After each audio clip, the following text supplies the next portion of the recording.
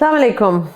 So this is Iram Saeed, and I want to talk about people that have a big fear about what people think about them. They give a lot of importance to other people's opinion about them. So I'll give you a small trick today that I use in my life to get over that fear. But before we do that, please remember to subscribe to our YouTube channel and also to go to iramsaeed.com and subscribe to our email list as well, so that you can continue to get videos from me that we may or may not put on these platforms.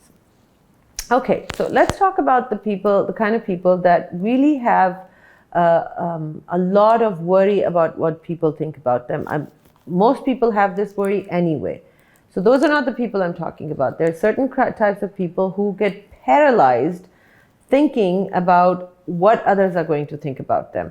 If they have to go to a meeting, their constant worry is, what are people going to think about me? How do I look? How do I speak? What are they going to say if I speak? They have so much fear of this thought that's going on in their head, which is usually around rejection. What if people don't like me? What if they think I'm stupid? What if they think I'm ugly? What if they think this? What if they think that? So there's a whole barrage of thoughts that go through their brain that are all negative and self-critical, and then they feel paralyzed. So I've done a lot of videos about how not to invest in what other people think about you, and that your opinion should be the one that matters. But I want to also give some tips. I want to help out those people that are dealing with this kind of issue. Here is a simple trick to help. Actually, it tricks your brain, because the brain cannot focus on two things at the same time. That's just how it's made. So if you, instead of focusing on what the people are going to think about you, focus on the people. What is something interesting that you can think about them? Is there anything interesting that you can find out? If you're going to a meeting, for example, business meeting, professional meeting, and you are paralyzed with fear about what are these people going to think about you, instead, in the meeting of getting paralyzed with fear and even messing up the presentation that you have and forgetting some critical pieces of it, become interested in those people. Ask questions. Be genuinely interested. What I used to do was that I would make it a goal that if I'm going to this meeting, I'm going to find out at least one thing interesting about this person.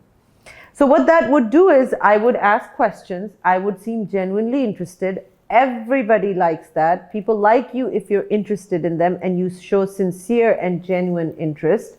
And what I began to find out was that pretty much everybody had something really interesting about them that I would not have known otherwise. And what it did was that it completely took my brain off of my own performance or what they were going to think about me, and my brain focused on them. So it relaxed me. My natural personality came out. If they asked me questions, I remained relaxed. And slowly and gradually, I learned not to care about what people thought about me, because people generally liked me because of all these habits that I had developed. So try this trick. Try to become genuinely interested. Curiosity is very attractive. When you're curious about someone, of course, don't be rude. Don't ask questions that are too personal. But if they tell you, if you ask them, well, how was your day? And they say, I'm a bit tired. I came home late last night because I was traveling. Well, then ask them, where did you go to? What was that about? And then they tell you, I was out with my wife and children. We went on a vacation to such and such place. Oh, really? How was that? What kind of country is that? Show some interest. Don't be intrusive, but show real, genuine interest. And then the second thing I would like you to do is make a list of people that you have kind of written off in your life because you thought that they were judgmental, or you judged them to be judgmental, or you judged them to be condescending, that this person is always condescending to me. And then sit there and think about, were they really condescending, or were you too insecure about yourself? And another thing, in that list of people, list their habits, and then find out in your own personality, do you have habits in common?